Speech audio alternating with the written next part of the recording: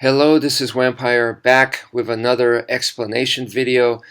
This video is on loop, and it's basically made up of three parts. So the first part is, you can see we're both using normal sized Escrima sticks. So we both have double sticks.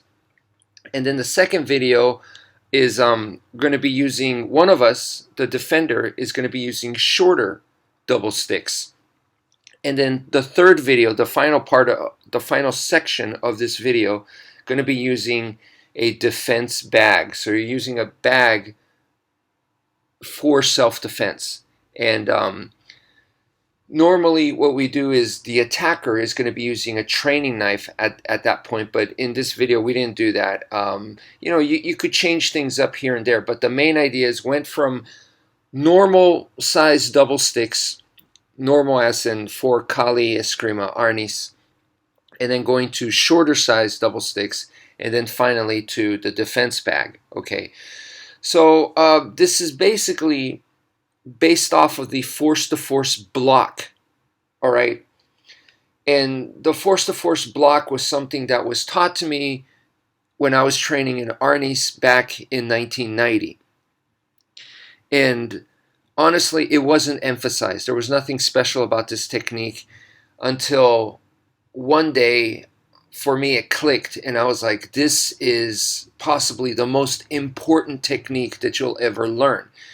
And I stand by that to this day. I feel like the force-to-force block is extremely important for self-defense purposes.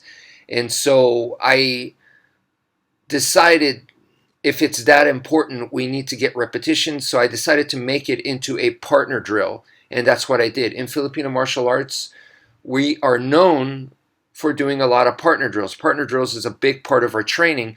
So then I was like, how can I incorporate the force-to-force block into the partner drill? And this is what I came up with. The double sticks is the most recent evolution of the force-to-force block partner drill.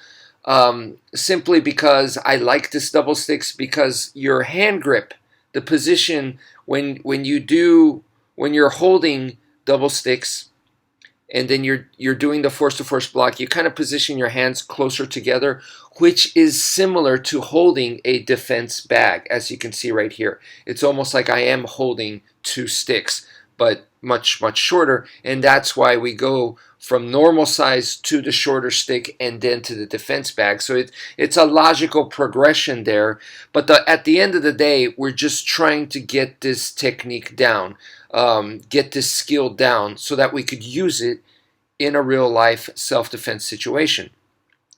Now, this is specifically designed for if the bad guy has a knife, I'm going to be using a defense bag.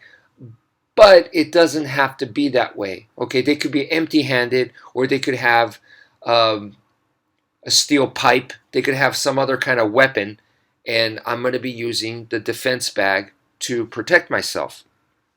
And what's important here, what we're trying to put into muscle memory here, and I believe once again that the force-to-force block, what you're seeing here is the most important technique, the most important drill to put into your muscle memory. Would you rather put a drill that might look cooler, because there's plenty of drills, partner drills in Filipino martial arts that can look way cooler than what you're seeing here, but you're going to put in a partner drill that looks cooler but you can't use in a real life self-defense situation? Would you rather put that into your muscle memory, or would you rather put something like this that you can use?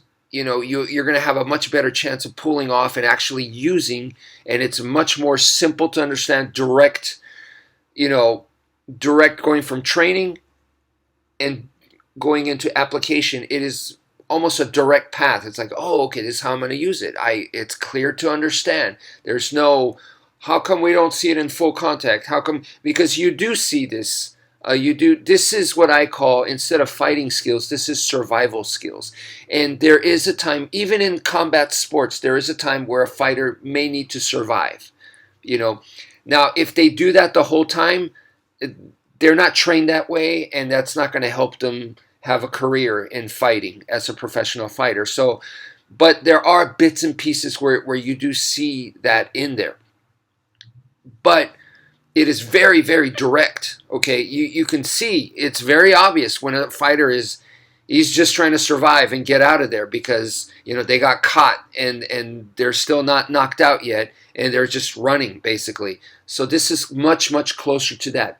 We don't need to finish or dominate the opponent in a real life situation. The chances of you needing to do that in order to survive is much, much rare.